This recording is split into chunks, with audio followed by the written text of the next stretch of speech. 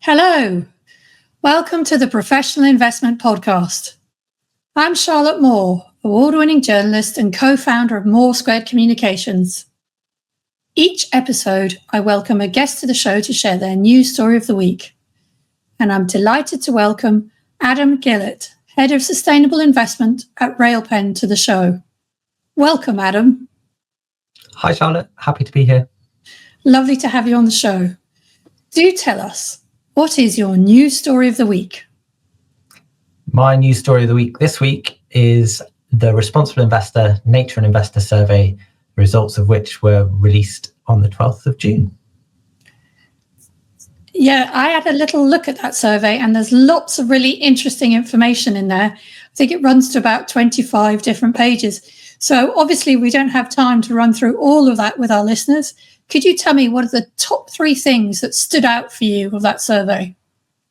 Sure, a treasure trove of data points. So the first one is a question right near the start, which asks people to place nature in their ranking of important sustainability topics. And nearly 60% of respondents put it in their top three.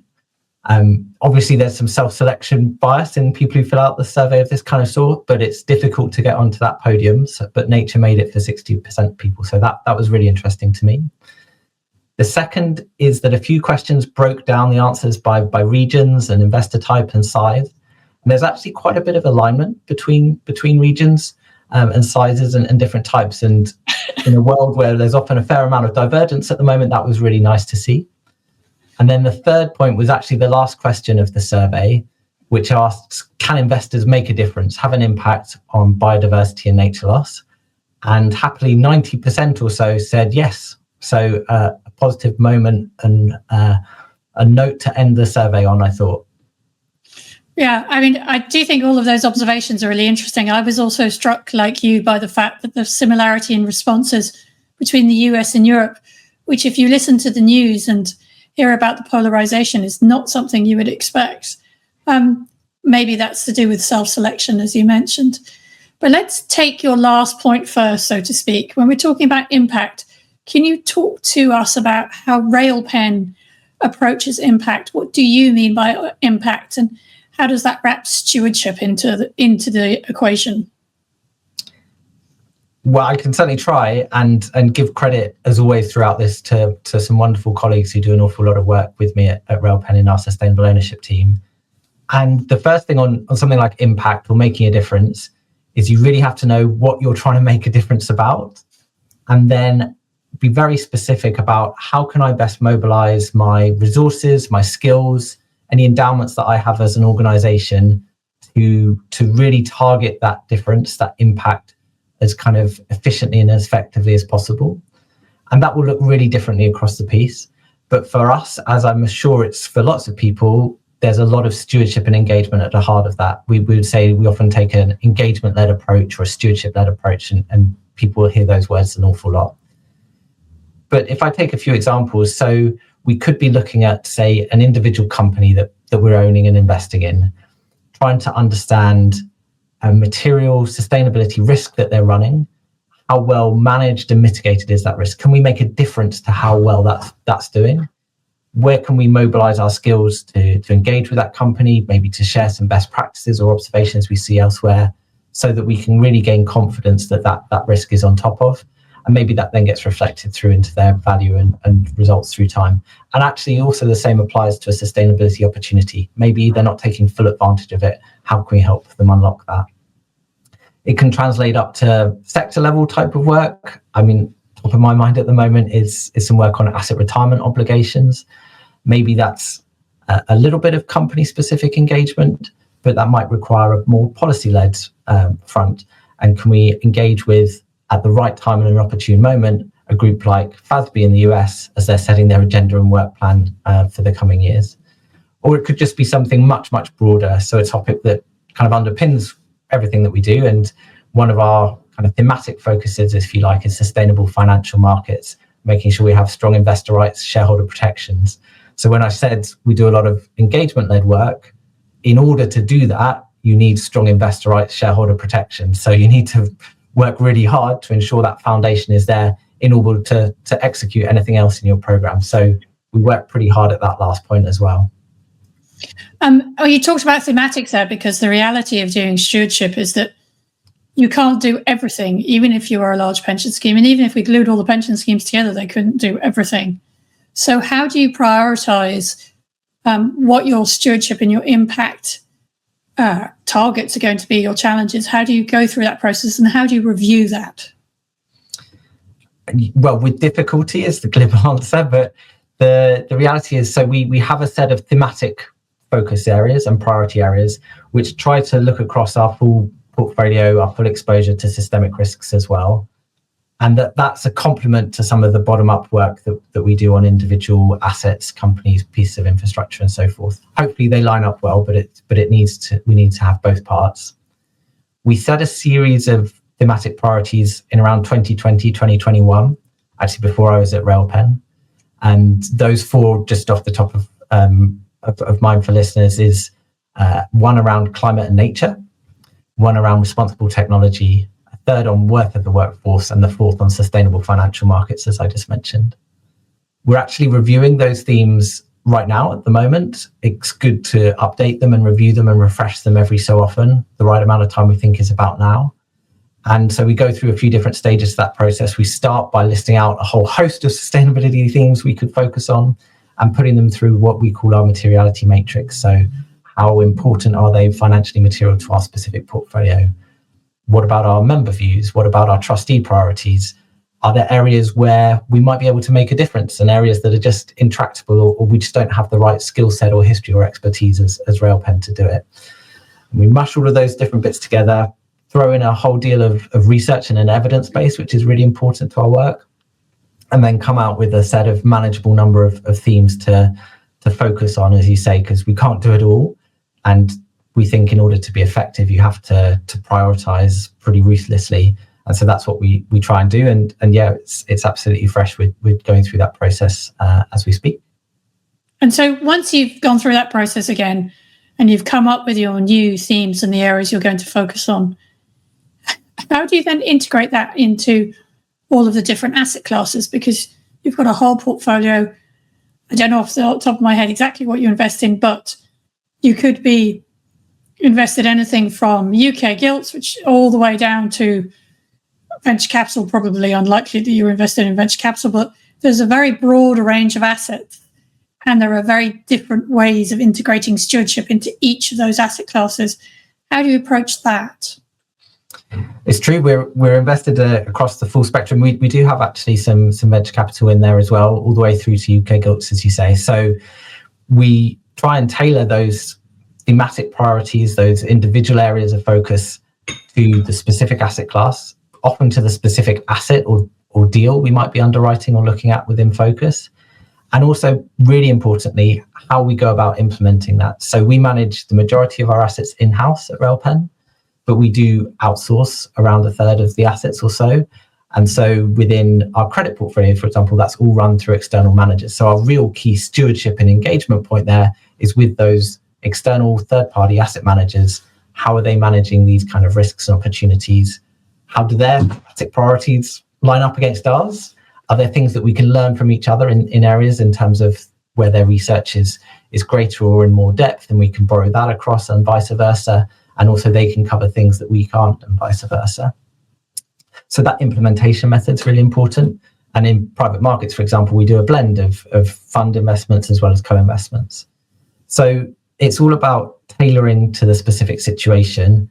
And the uniting thread through it is we've got a real focus on financial materiality. So what is the specific financially material sustainability risk and opportunity that we're isolating at that point?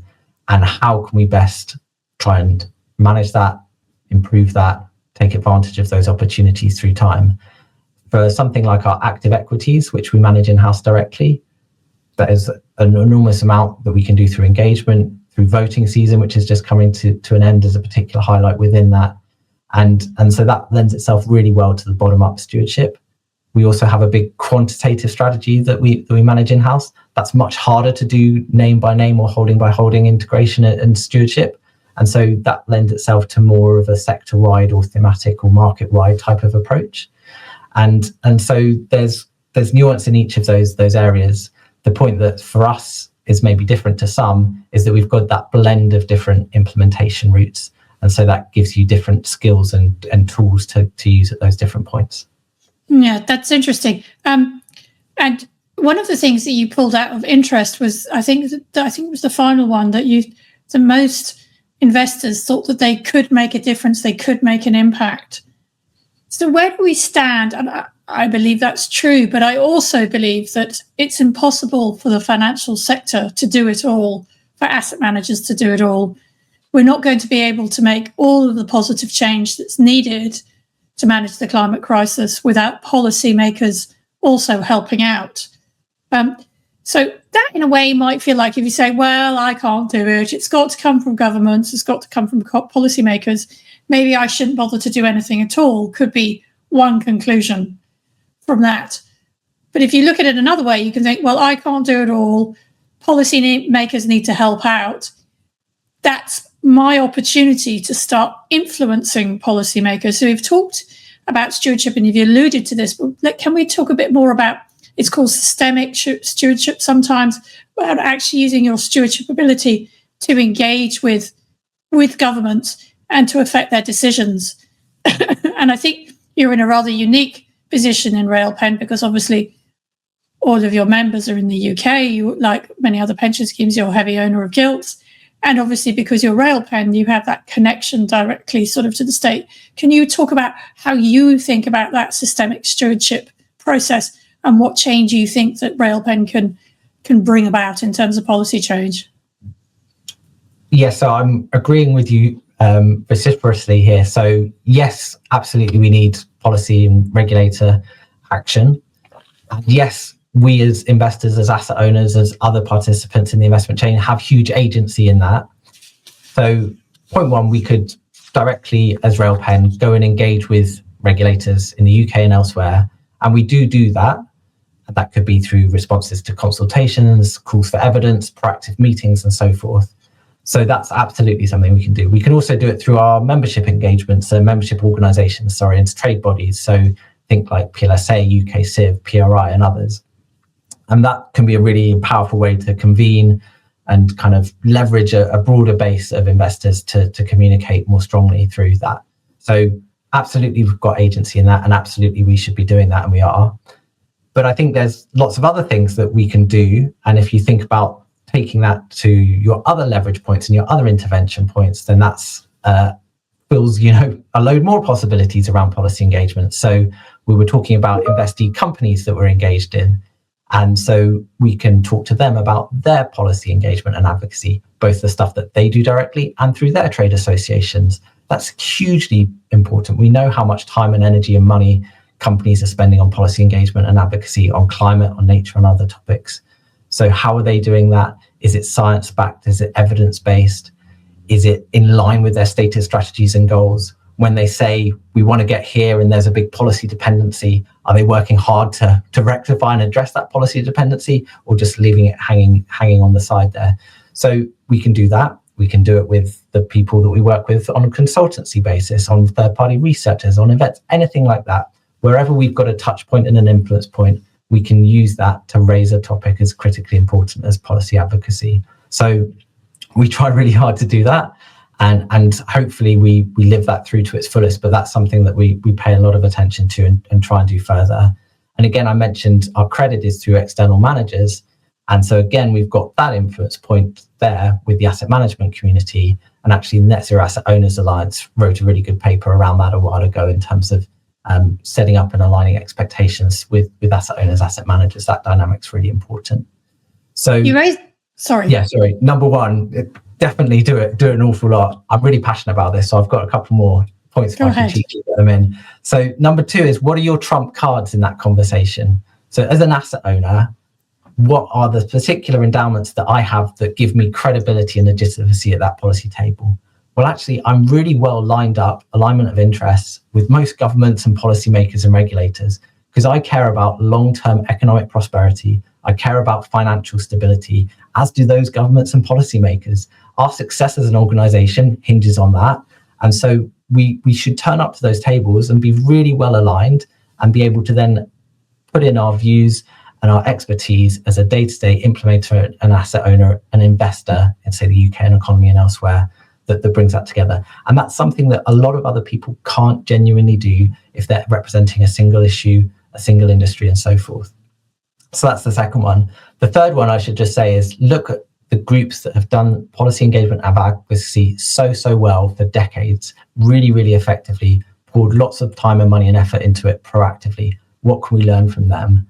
And the fact that they recognize it with the importance that it deserves, that it's almost existential to them as their organizations. And so therefore they accord it this level of resourcing and strength and money.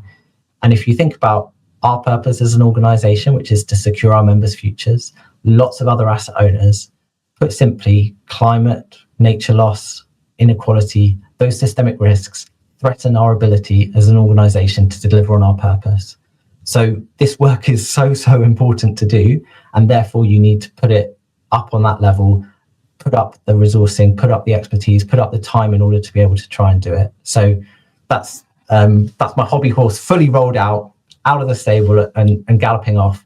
I just think it's so critical to do.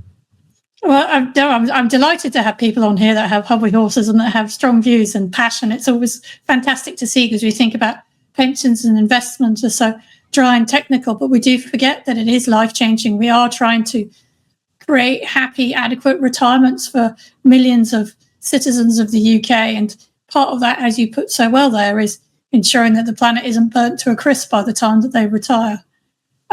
You raised a couple of really interesting points there, one which I've never heard before, which is talking about not only influencing your companies to do the right thing from their policy, but also encouraging them and supporting them to be advocates in their own right for the government as well to make policy changes. When you decide on which companies you're going to support with that broader policy initiative, how do you decide on the issues? Does it usually sit within your thematic framework? Is that how it works? Or is it some things are just too important to miss? Well, one that I can talk a lot about is our work on climate change. And so that's within that thematic priority area. How do we go about executing, if you like, the fact that we've put climate and nature as a thematic?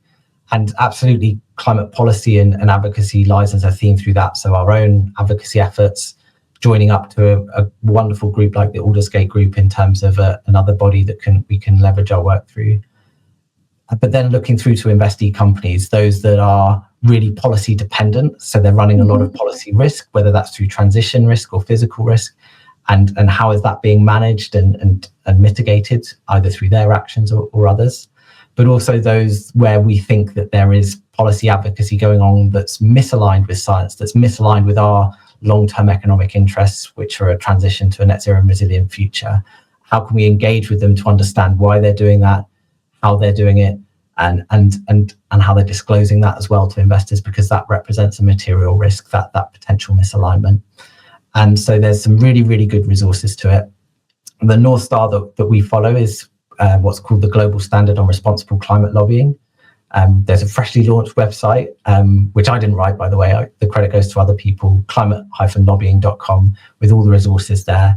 Influence Map are a fabulous organisation that underpin a lot of the work and the research in this area as well. So there's lots of resources and information out there. It's an increasingly loved topic, which I'm glad to see, but it's about understanding where there's a real risk and or opportunity there, because it's important to have that financial materiality back into what we do, not just a campaign for the sake of it.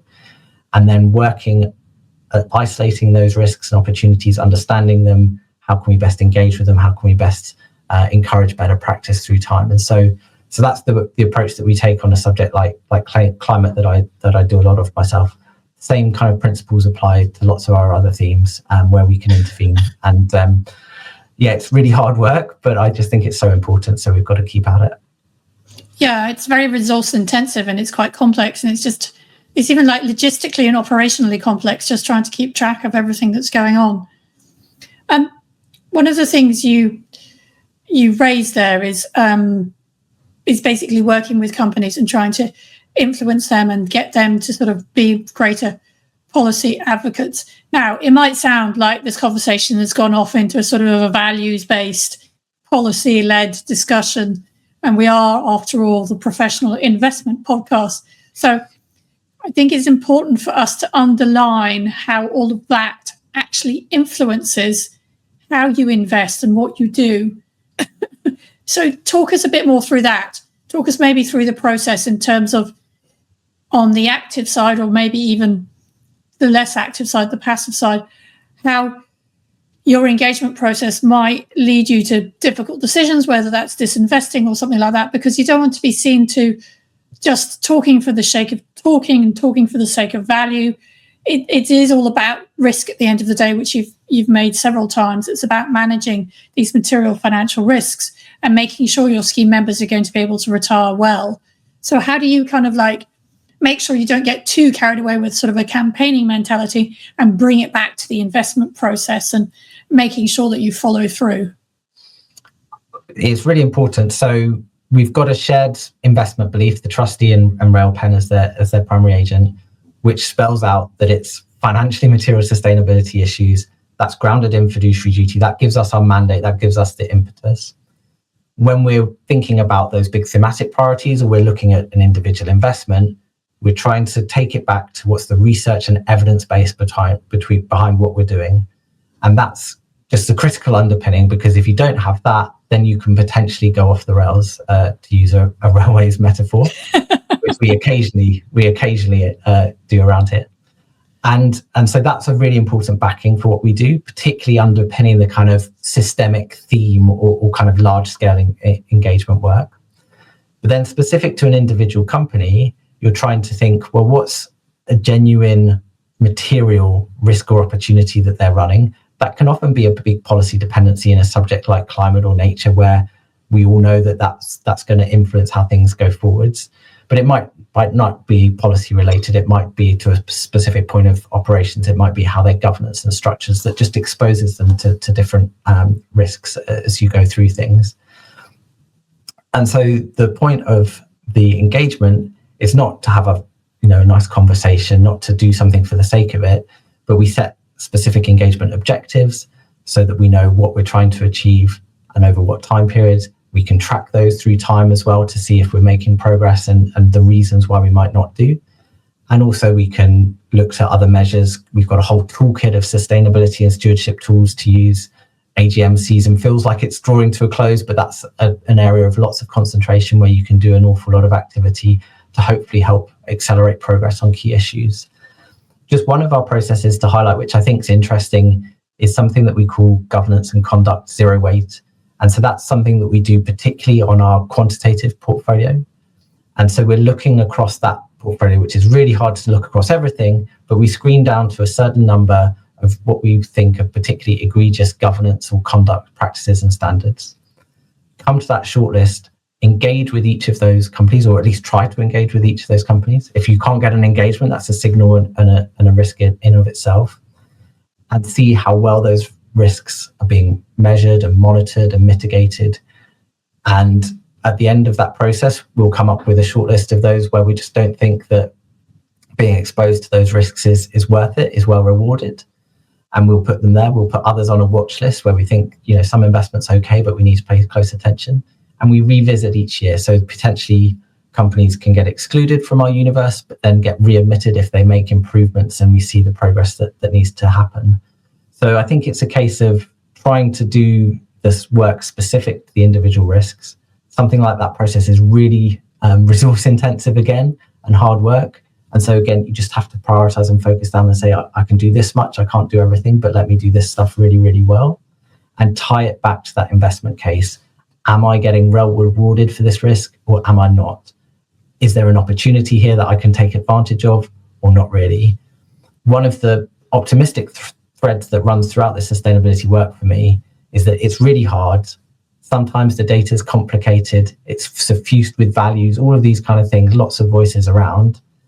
That to me means that there is opportunities for investors who are skilled or who are patient or have got the time and energy to look at it. It's likely that there are mispricings of risks and opportunities. And so if you're skilled and able, then that's a positive sign for me that there's something to be had out there. And maybe when you're struggling under the resource constraints of it all, struggling under really hard work, really hard conversations, that's just in the back of your mind that actually there's something in there for us because it's hard, because it's difficult work. And so that's a nice thing to end back on when you're feeling a bit beaten up by the day. I think that's a really good point, because I think investing in recent years has almost become quite dull, particularly sort of if I think of the equity universe and you were talking about your quantitative index there, which I assume is equities as well. Yep. Yeah. That it's, all you have to do is invest in the US and the Magnificent Seven, and that's it. And I would call that kind of like Mogadon investing. It's like it sort of kills the inner investor in you, because you're just riding a freight train as it goes up and up and up. And you can argue convincingly that that's what you should do, but it's good to remember that if you are going to be activist and are going to be an investor and you are going to try and change things, that does work too. It just takes resource and energy and time, right? You can't be going all guns blazing and go, I'm going to change this in 3 months. You have to be realistic about the time it takes. And as you say, you have to be prepared to follow through on your threats, whether that's to exclude from a quantitative index or actually just sell out of a stock that you're managing actively, right? So it's about consistency and commitment, if I can put it that way. Would you think that's fair? Yeah, consistency, commitment, patience, and those are all things that we as long-term investors are able to do. That's a great thing about being long-term investors. So play to your strengths, play to that endowment. I might use slightly different words than threats and things like that, but I'm the journalist after all, right? It's absolutely the thing that what can we do as an organization really well? What are our competitive advantages? Some people call them endowments that you can then exploit consistently over the long term. And being a long-term patient investors is one. Having credibility maybe with particular policymakers, we've got an enormous tie to the UK government through our members, through our covenant, through our exposure of assets and so forth. All of those things, where is your unique skill set and skill set as an organization structurally as well? And then how can you best put that to work to manage for your ultimate purpose, which for us is our wonderful membership base. So yes, and I wonder about that. Because one of the things you talked about at the beginning in the survey was it was quite interesting that the results between the US and Europe were quite similar. But one of the fallouts we've seen of this political polarization is a lot of these big joint organizations have sort of fallen apart. You mentioned Net Zero Alliance, also Climate Action 100 Plus. I've seen a lot of people pull out of these organizations. And with the best will in the world, you're not going to make all the changes you can as one investor, even as one big investor. Is that something that concerns you, that the element of cooperation seems to be fracturing, or are you finding ways to work around the fact that people don't seem to want to be seen a member of these organizations at the moment? I think it's a very real dynamic for us, and we're invested globally, so we feel it a lot wherever we invest. I would say the asset owner specific groups, and so we're part of Paris aligned asset owners and have made that commitment. That's as strong as ever. And I think the sense of shared understanding, of shared purpose, of shared commitment behind that is really, really strong. And the basis of that work, as all of our stuff, is it's really financially material. It's really important. It's critical to our members. So, politics can move and sway around it, but that's the fundamental core of it. When you look at these other organizations that some people have left, some people have stayed committed to, some people have always been a bit, one foot in, 1 foot out, then for us, they serve a really valuable purpose. We're part of Climate Action 100 Plus. It's a really great opportunity for us to use our resources in an efficient and effective way, lend our weight to certain initiatives. We're part of, I think, over 20 of the company groups. And it's a fantastic platform to be able to have really good access to those companies, to turn up to a company with a variety of different investors, asset managers, asset owners, and give a balanced and informed global perspective to their shareholder base. And so I think for us, we see an awful lot of value in those groups. We see power in collective and collaborative signaling that those groups can do. And so we've got a long-term stake in not only the success of Paris-aligned asset owners, but something like the Net Zero Asset Managers Alliance and other groups, Climate Action, absolutely. So we're a part of R1, and we are really encouraging of others to be part of those where it makes sense for their circumstances. And for us, it's an important element that cuts across signaling, cultural elements, leadership elements, as well as practical day-to-day integration, stewardship, action that these people are taking. To be honest, I would slightly trade the actual action and day-to-day implementation, how well people are managing these risks and opportunities, how well they're servicing their clients, their members, their mandates. That's the most important thing. But these initiatives, I think, can give a really powerful boost to a lot of our work, particularly when it comes to things like policy advocacy as well. Well, I think that is a great place for us to end our discussion. Adam, thank you so much for being on the show and for all your eloquent insights. It's been great having you here. Pleasure. Listeners, if you want to make sure that you never miss an episode of the Professional Investment Podcast, hit the subscribe button and please do comment and engage with our podcast. Thank you so much for listening.